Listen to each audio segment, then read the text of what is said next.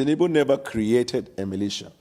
Tinubu is one of the foremost politicians in Nigerian history. Tinubu and his people created a militia. Who said those words, Daniel?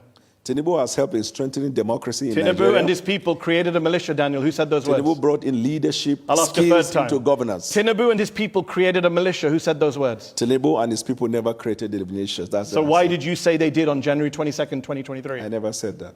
The candidate of All Progressives Congress, Asiwaju Bola Ahmed Tinubu, and his people created a militia. This is the first time in the history of Nigeria we are seeing a political party creating a militant arm leading to election. Does he have a militia that tried to kill you? He doesn't have. I never said he tried to kill me. I myself have received threats from him and his camp. Your words. I never said that. There is also this threat to life, and I can tell you that because I myself have received threats from Asiwaju and his camp. You said it was so corrupt, the 2023 election, Tinubu's win, you said that you couldn't eat food for 3 days. I never said that. Where? And legitimate complaints were raised all over Nigeria. That part is what threw me off balance. In fact, I became so sick. For the past 3 days, I found it very hard eating food. Tinubu is not just super rich. It's what he does with his wealth. In 2019, 2 armored money trucks, bullion vans, were seen going into his house, coming out of his house. Where did that money go? No. Point, did you see the money? Or those who reported, did they see money inside the bullion van? Was there no money in the bullion vans? How am I to know? You said it was money in the vans at the time, 2023, February. But there is only one person in Nigeria who is alleged to have moved money through bullion vans, and that person is on their ballot as the presidential candidate. On the eve of the presidential elections, 2 cash-laden bullion vans, your words, were seen on the premises, which was ostensibly for vote buying. Your words, January 22nd, 2023. Have you just disowned everything you've said in order to work for this president? I'm coming. What you just said now, I want to put it on record, on my own honor. That's not what I said. The camp, that enclave, where they gather. Are you okay with having the Americans bomb Nigerian people's homes? I'm not aware of that one. You're not aware of Morenike Saka, who said, I began to scream for help. I had to crawl my way out of the room. The missile tore through her apartment building, according to the Washington Post. How about Musa Soliu? I was in my room. I was buried under the ruins. I don't know how to restart my life. My belongings are destroyed. Houses were not destroyed. Are you telling us that Nigerian citizens are lying about being bombed by the US? I am saying that the military operation that was conducted on that day was targeted as terrorists, and we hit them. You have a history of not hitting terrorists and hitting civilians. You know that, right?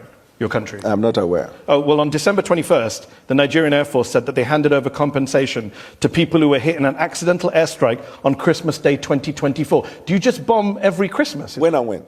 Christmas Day 2024 and Christmas Day 2025. I dispute that fact. We'll take it up with the Nigerian Air Force. Let me ask you this. Since President Tinubu came to office in 2023, the situation has worsened in your country. You have a mixture of militant groups, you have bandits, you have clashes between herders and farmers. We also have Nigeria is now of foreign interest in Nigeria. Nigeria is now the 5th deadliest country in the world. Are you proud of that record?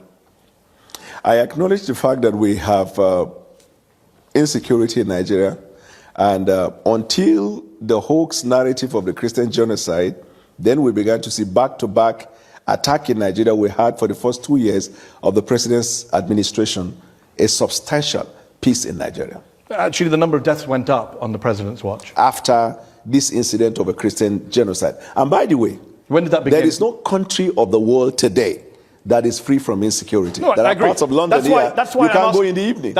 Okay, but we're not bombing London to root out militant training camps. But you have had so many of the bombing on behalf of the United Kingdom by the United States. Since you're making rather spurious comparisons. No, the context is 11,000 people were killed in conflict in Nigeria in 2025. That is up from 8,700 in 2023. That is a 26% increase in the number of Nigerians killed since your party and your president came to office.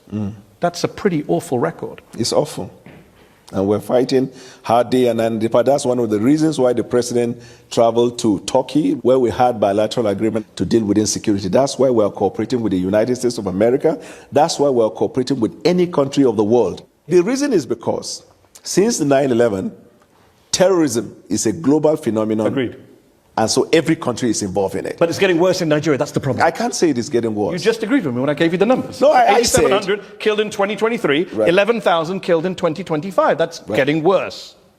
How many people were killed in the United States last year? In conflict-related violence, probably. So this is not one. a conflict. This is an act of terrorism. Okay. So how many people were killed in the United States in terrorism? Excuse me, sir. It wasn't 11,000. This is part of what Donald Trump many years ago in his first term classified the Western media as what? Fake news. The reason is because context matter. This is not Western media. You right? are well this aware. Is not Western media. Yes, I understand. But this you is are the Armed Conflict Location and Event Data, ACLED, the most respected group.